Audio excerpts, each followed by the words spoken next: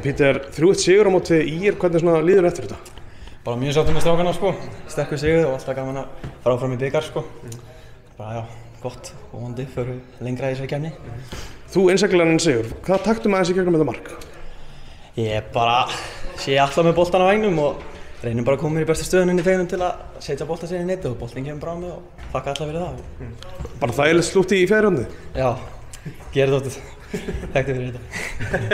Er þetta ekki bara með fyrstu leikinu höfður í það? Jú, ég hef ekki búin að eiga margar sko, en það er einhverjir í vetur sko, búin að glímaði svolítið meðsli.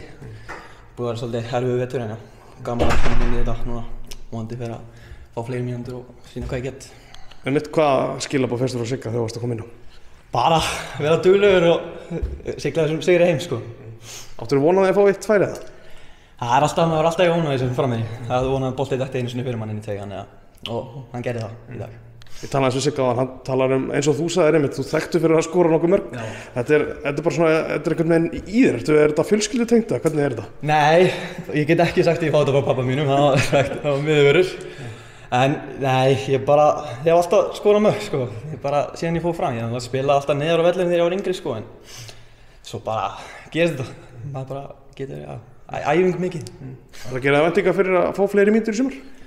Já, við vonum það, en skilur það er bara, maður verður að sýna sig á, það mínútur sem maður á skilið.